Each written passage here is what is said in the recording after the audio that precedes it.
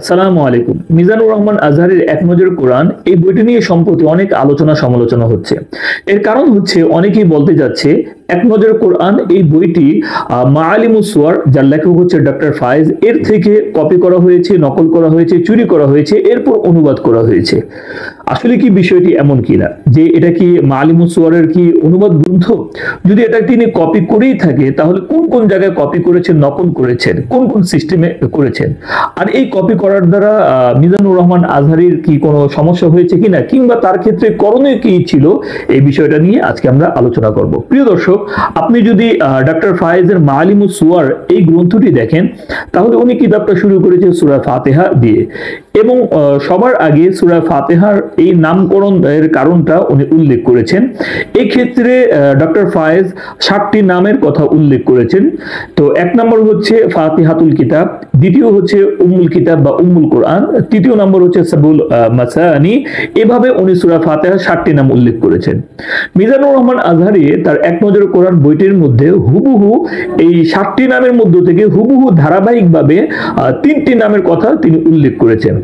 মাআলিমুস সুয়ারের মধ্যে প্রথম যে 3টা নাম আসছে, মিজানুর রহমান আজহারীর বইয়ের প্রথমেই এই 3টা নাম আসছে। তাছাড়া আপনি যদি দেখেন যে এই জায়গার মধ্যে মাআলিমুস সুয়ার বাইনা ইয়াদিস সূরা এর আলোচনার মধ্যে আয়াত, এটা কোথায় নাজিল হয়েছে, কোরআনে কারীমের ধারাবাহিক বিন্যাসে এটা কততম, এবং নাজিলের দিক থেকে এটা কততম, এই বিষয়টা উনি উল্লেখ করেছেন। মিজানুর রহমান আজহারীও উনি সূরা ফাতিহার আলোচনার ক্ষেত্রে হুবহু এই 4টি বিষয় কিন্তু উল্লেখ করেছেন। তাছাড়া আপনি যদি মাআলিমুস সুয়ারের মাওযুআতুস সূরা এর আলোচনাটা দেখেন তো উনি এটাকে 3 ভাগে ভাগ করেছেন। প্রথম 1 থেকে 4 নম্বর আয়াত আত-তারিফু বির-রাব্বিল মা'বুদ জাল্লা ফি আলা, 4 নম্বর আত-তারিফু বিত-তরিকিল মাওসুল ইলা রাব্বি তাবারাকা ওয়া তাআলা, এরপরে আসনাফুন নাসি ফি যালিকা তরিক। তো এই জায়গার মধ্যে মিজানুর রহমান আজহারী এই বিষয়টাকে সেগমেন্ট আলোচনা হিসেবে উল্লেখ করেছেন।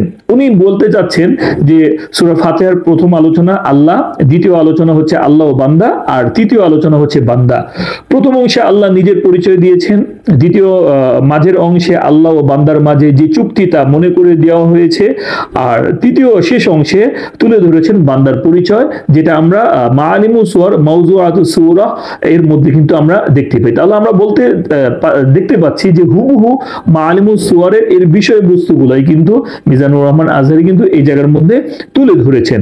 তাছাড়া আপনি যদি মাআলিমুস সুয়ারের এই মাকসাদুস সূরা এটাও যদি দেখেন তাহলে আপনি দেখবেন এক নজরে কোরআনের মধ্যে এই বিষয়টাও কিন্তু তুলে ধরা হয়েছে।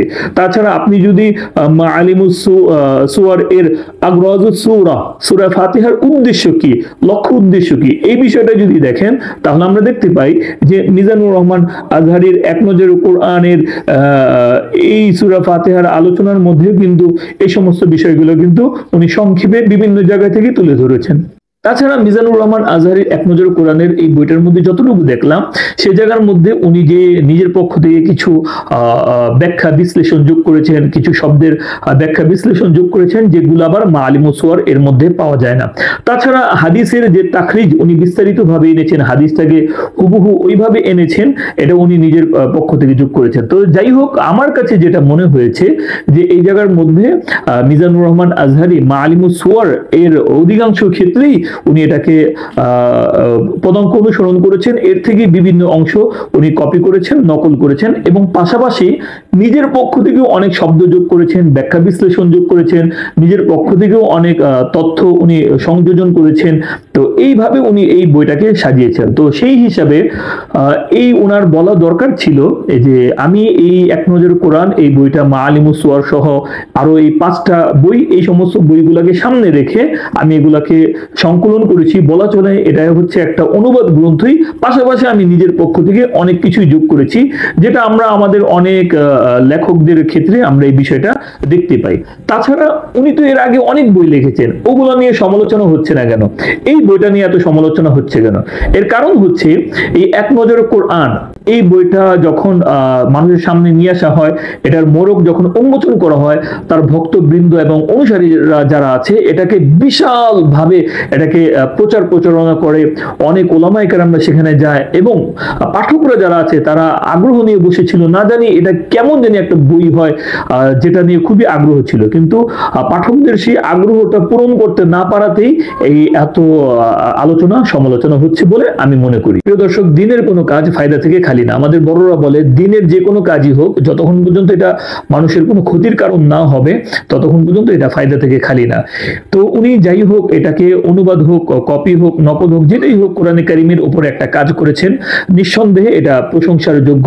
আমি মনে করি ওনার এই বই লেখার দ্বারা অনেক মানুষ হয়তো কিছু সময় মোবাইল বাদ দিয়ে, অন্যান্য ফালতু জিনিস দেখা বাদ দিয়ে এটাকে যদি পড়ে হয়তো অনেকটাই ফায়দা হবে, কিছুটা অংশে হলেও মানুষের দিনই অনেক ফায়দা হবে বলে আমি মনে করি। তাছাড়া আরো বেশি সুন্দর হতো যদি উনি এটাকে একেবারে স্পষ্ট করে দিতেন যে এটা এই বই থেকে নেওয়া হয়েছে, এইভাবে হয়েছে, তাহলে উনার যে পরিমাণ জনপ্রিয়তা, এই জনপ্রিয়তা বিন্দুমান অংশেও এটা কমতো না, আর ওনার এই পরিমাণ সমালোচনাও ওনার কিছু হতো না, বরং ওনার গ্রহণযোগ্যতা আরো অনেক বেশি বেড়ে যেত বলে আমি মনে করি। প্রিয় দর্শক, তো আপনারা মিজানুর রহমান আজহারীর এই এক নজরে কোরআন এবং মাআলিমুস সুওয়ার এই যে এখন যে আলোচনা সমালোচনা হচ্ছে, বিষয়টিকে আপনারা কিভাবে দেখছেন কমেন্টে আপনারা জানাতে পারেন। আপনারা অবশ্যই আপনাদের কোনো যদি মন্তব্য থাকে তাহলে আমাদেরকে সেটা জানাতে পারেন।